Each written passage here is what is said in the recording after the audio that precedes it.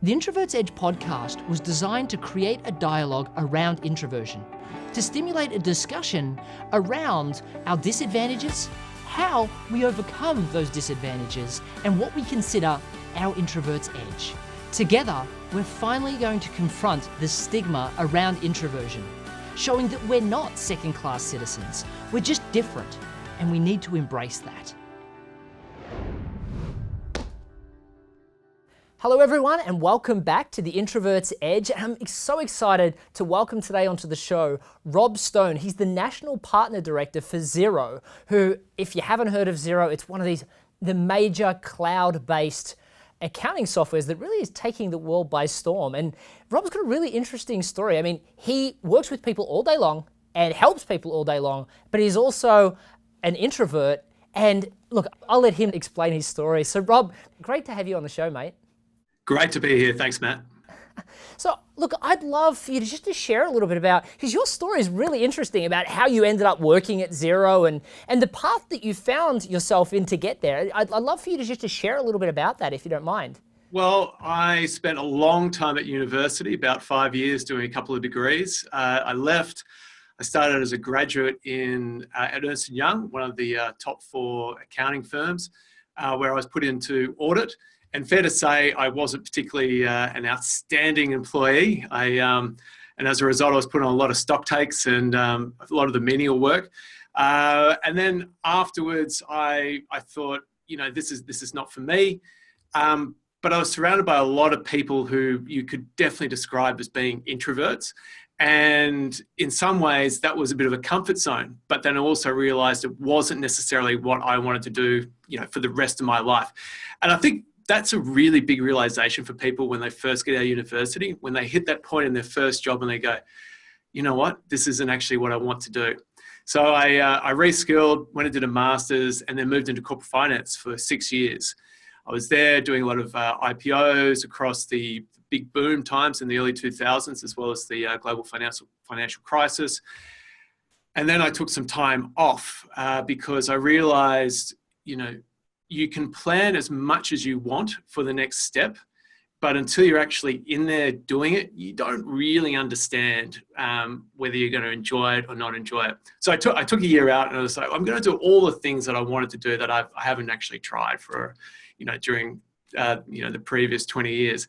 And that took me over to a cooking school in France. It took me over to London for the Olympics, working in a restaurant, trying my hand at a few things.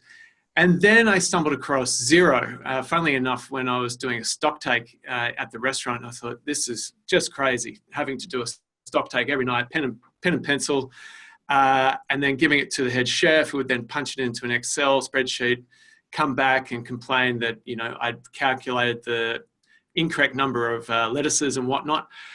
It was like, there's got to be an invitation online, just make this so simple. And then I stumbled across Xero. I thought, wow, this is a great, amazing software. And then my second thought was, I hope it's not listed, because I could, join a company and then, move with it through an IPO and onto the bourse. Found out that it actually had been listed on both the Australian Stock Exchange and the New Zealand Stock Exchange. So I slightly missed that ship. And then I joined Xero. And the reason why I joined Xero was because I've always lent into the things that scare me the most. And I'm a big believer that people can change if they want to. And one of the weaknesses that I have had, and I still have today, is presenting in front of people. And the role at Xero was to do sales. And that was probably one of the things that held me back in corporate finance, was I was not a particularly good salesperson. Very good at executing an IPO or a placement, but not out there generating the business. So I thought, what a great opportunity. I get to go and work inside a company versus me analyzing a company, which I've been doing for a long time. And it was fascinating being inside a hyper-growth company. It felt like I was in a Harvard Business Review from day one. And I was up talking to people day in, day out. I had to learn this thing called territory planning as well. And it terrified me every day. But at the same time, I found it invigorating every time I got off a stage or every time that I got off a meeting. And the big thing that I learned from that was you need to have a process. It's all about repetition. And then I've been working inside Xero for a bit over 4 years now, and my role's continually evolved. And now I'm supporting all the other team members who are out there helping accountants and bookkeepers who we call our partners on a daily basis. I really want to focus in on going back to the mindset of I saw it as a challenge and a great opportunity. Because as an introvert, most introverts don't see that the ability to sell as an opportunity, they see it as torture. So I would love for you to share how you framed that in your mindset to be okay with it and what difference that made to the day-to-day activity. Well, first off, it wasn't something that happened overnight. It took a long time to build up to saying I am willing to be vulnerable and put myself out there in a sales role. I'm willing to put my head above the parapet and, suffer rejection, suffer criticism. Not everyone is going to be happy with the way that you interact with them. So that changing of my own mindset, I think probably started from when I was first year university and took maybe 15, 17 years to actually change that mindset. So it was a very long journey. I don't think you ever really finish it as an introvert. The way that I've changed my mindset during that 15 to 17 years, a couple of things. One, repetition. The multiple times that I've been outside the comfort zone has shown that, okay, the worst did happen a few times and you feel like crawling underneath the stone and having a big sleep. But in the end, it's actually not that bad. And I think that's the second thing. By the time I reached that stage, I had a level of perspective, whereas, okay, this isn't going to be life or death. It did feel like it in the past, but I've done it enough times now that when I actually get up there, it's okay, it's great. We can get on and we can do it and we move through. And I think perspective also saying life is really, really short. So, we're in one part of a continuum stretching all the way back thousands of years. There's going to be lots of thousands of years after us as well. The impact that we have is relatively finite. So don't overinflate our own importance of, each interaction that we have. And then lastly, what I'd say is having a sense of purpose that you can buy into. In this case, we had a really strong purpose-led company inside Xero. Took a lot of pressure off myself. It's saying, well, we're doing this for a higher purpose. This is what we're doing for. It's okay to fail to actually get that higher goal as well. So probably those three things. I think that's really valuable because people constantly worry about each single encounter. And, my book, The Introverts Edge, is all about looking at the system, not the sales, so that you don't have to worry about micro-analyzing each sales opportunity. It's how you go over a series of sales. I mean, not everybody can make a sale in every single activity. If you did, you'd be better than every other salesperson on the planet because everybody gets a client that says no. That's so true. And that's probably one of the big weaknesses of being an introvert is over-analyzing. I suffer from it every day, and you've got to try and start finding that right balance. And I'd say where I am now, for me, introvert, extrovert, it's a spectrum. You're not just one or the other. I would say I'm probably in the middle at the moment, and maybe ambivert is a good turn of phrase to actually describe that. I probably enjoy both now, but my natural inclination is still weighting back to being an introvert. That's my core comfort zone. And yes, overanalyzing. I think the other weakness that we do have is sometimes inaction. And that's where that process comes in, because when you have a process that is repeatable, you just get on with the doing, not thinking about the doing. For me, I do get anxious about going networking constantly. Whenever I go networking, I always feel like, I do it all the time. I teach people how to do it. Yet when I go, I always feel like no one's going to like me. I always feel like I'm the odd one out and everybody else is cool and I'm not going to be. And then I go and I force myself to have one conversation. And if that conversation doesn't go well, I'll have one more. And it's generally those two conversations. In one of them, I'll have that conversation in a way where I give them value and I find other people then come to me. as opposed to me having to constantly go to new and new people. The trick is not to be selling. That's not what networking's for. But it's amazing the amount. I mean, I teach people this stuff, and I teach people not to be overwhelmed by that anxiety, but I still have it every time I go. And if I go networking 10 times in a week, I become slightly desensitized. I don't do it for a month. The next time I'm terrified again, and I've got to get back over that hump. Do you find that as you sell more and more, you become desensitized to the problem? It's almost less scary? I think about it as being in the flow. So when you're in the action of doing something, you are in the flow, and all of a sudden you're not thinking about yourself or the consequences of your own actions. You're just getting on doing things. And I think that's the really powerful balancing part of being an introvert is, you know what, don't think about the consequences of jumping off the cliff.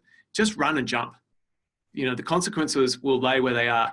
And that's really powerful when you start breaking apart of saying, what I can control is how I behave. I can't control the other person about how they're going to react to my behaviors. So I like you, it never does go away. It's still always present. And in many ways, that is our strength. You know, I love the fact that I come back and I still feel vulnerable every single time that I'm out there interacting. I really think that's one of our core strengths. When I speak on stage or I go to a sales event, a lot of times people will say to me, Matt, the reason why I identified with you and not all the other people on the stage is I felt you. You were vulnerable on stage. You shared real stories. Like we talked about this. I show a photo of me with really bad acne, you know, at my sister's wedding and talk about how horrific that was to know that that photo would be on her mantle for the rest of her life. And, you know, I flick it on and then I laugh about the fact that while I continue talking about this, I'm going to flick it off because I don't want it up on there. And that people can see that I'm uncomfortable with the photo, but I'm doing it to share and how much of an impact that makes. I don't think extroverts can have that impact. You're right. And I mean, the context of this, talking with each other right now, you know, this morning I woke up and I was like, oh, wow. So it's going to be a live conversation from Sydney to Austin. We're recording it and it's going to be out there in the public domain. That's really scary. But then at the same time, you know, we've had a lot of conversations. I've done a few podcasts myself. And, you know, the more times you do something, it does take the sting out of it. And I think sometimes just don't overthink it. Just get in there, have the conversation, and, you know, see where things fall at the end of the day. You know, it doesn't matter what country you're in. I mean, two Aussies having a chat about how to be successful as an introvert, it doesn't make any difference where you are. Like, I'm in the States, everyone's having the same problems. I've been to Europe, I've traveled the world, you've traveled the world. It doesn't matter. Everyone has introversion and it's not a disadvantage, but you do get in your head a lot and you need to learn how to cope with that. Just like if you're an extrovert, you've got a lot of things you've got to cope with too. And I think that we constantly fixate on our disadvantages and don't focus on our strengths, where the extroverts a lot of times just focus on their strengths and they're super excited about their strengths. And they may need to work on their weaknesses, but they don't really worry too much about it. And I think that's a big differentiator. Yeah, 110%. And it's interesting you talk about that contrast between an extrovert and an introvert, particularly when it comes to those internal monologues. And I think one of the big things for introverts is, you know, when you are at the very extreme end of being an introvert, pay special attention to your internal monologue. Are you being positive about yourself? Or are you being negative about yourself? Because you need to flip that on its head and be really focused on the positive aspects. I studied neuro-linguistic programming for a long time, and they talk about positive affirmations, and I always kind of thought it was a bit of, you know, hocus pocus. It didn't work. And then I've got a great friend, Gerhard, who's the founder of Selling Power magazine, and he started to move into mindset science, and he started to talk about positive affirmations and how much of a difference. And he talked about this app called ThinkUp and how you can read affirmations and then listen to them. And the science is there. The bottom line is that, especially as introverts, anytime we hear something negative, we feel it. And we have to overcompensate by thinking about positive things. And I've had clients that constantly have these stories that they tell themselves for why they can't be successful. And somebody will give them a great piece of advice and they'll then play story 3 about the reason why it won't work for them, or play story 7 because they've told them so long. And if they're telling me that story, they told themselves that 20 times that day. How do you cope with the mindset battles that all introverts have to have? Probably first off, not particularly well. I do a few things.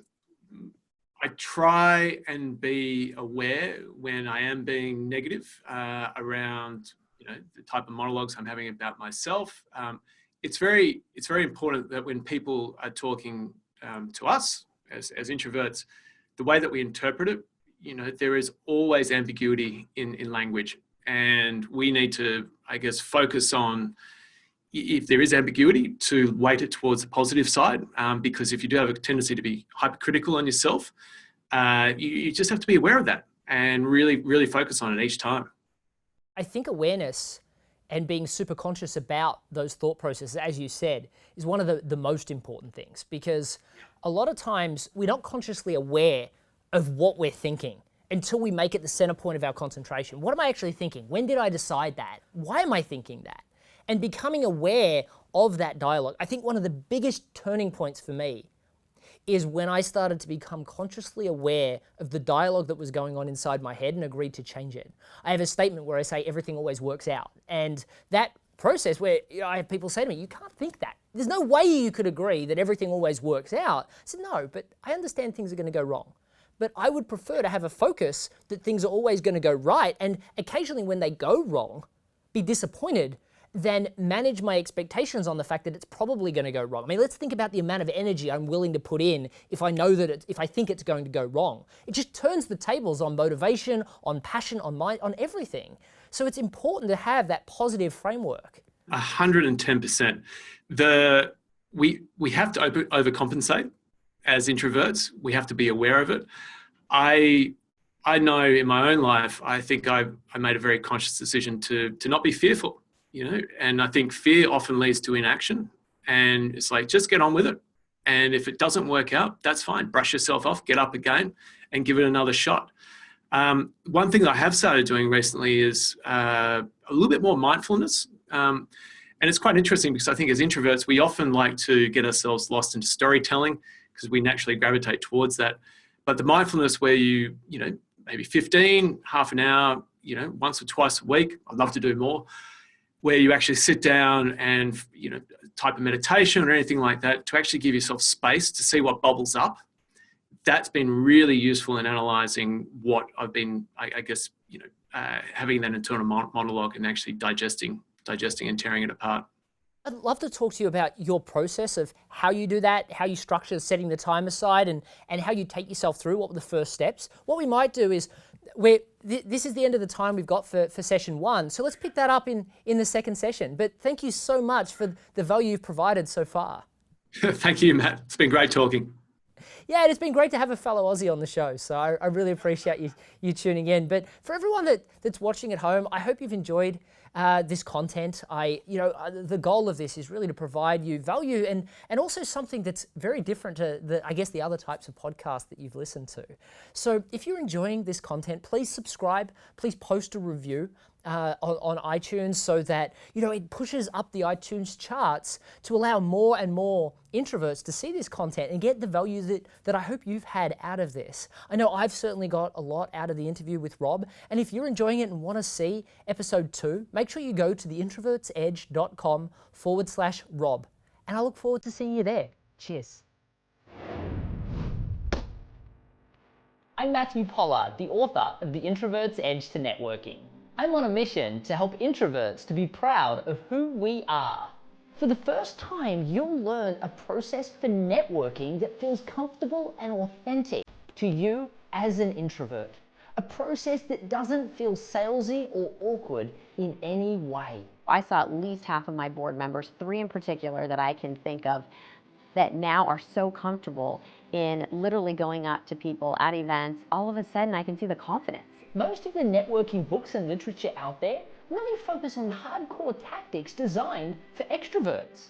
As introverts, we're different, and we need to embrace that. We need a system that allows us to channel our natural introverted strengths into the networking room. You will learn how to be successful at face-to-face networking and a masterful online networker on your terms. It's beautifully written, and it provides tremendous value. So I am honored to say, folks, if you haven't looked at the book, you really need to check out this guy's book. It's excellent. It gives you that confidence to truly be yourself, knowing that you're going to be presenting yourself in a way that is authentic and will also really resonate with the person that you're talking with. One of the things you'll love about the Introvert's Edge to Networking is it's jam-packed full of more than 20 stories of introverts just like you. People that have likely started in much tougher spots than where you are right now, and how they've leveraged the strategies that you'll be learning to obtain phenomenal career and small business success. I was about to give up on my business. The results started coming in right away. In fact, a year later, the Chamber of Commerce awarded me the Business of the Year. You need to go read his book because everything he does is what people need, whether they're an introvert or not. I've been fortunate to receive endorsements from some exceptional introverts like Neil Patel and Ivan Meisner, the founder of the world's largest networking group, BNI. What I love about the Introvert's Edge is that it talks about the things that make an introvert successful. The Introvert's Edge to Networking is going to destroy all of the barriers that you have around whether success in networking is possible for you. Now I'm up to kind of 5 figures, triple my prices or more. It was like the deals just kept coming in, and it was incredible. Like, I had never seen anything like it before. I was able to triple my revenue, and that happened within 6 months. We've gone from 10 million a year to 20 million a year. I wrote the Introvert's Edge to Networking after the success of the first in the Introvert's Edge series, which focused on sales. I decided that it was just as important, perhaps even more so, that we had a networking book that was designed to help us as introverts dominate in the networking room and in online networking, that was specifically written for us. So if you're an introvert, don't delay. Head to theintrovertsedge.com/networking to get access to the first chapter of my new book completely for free today.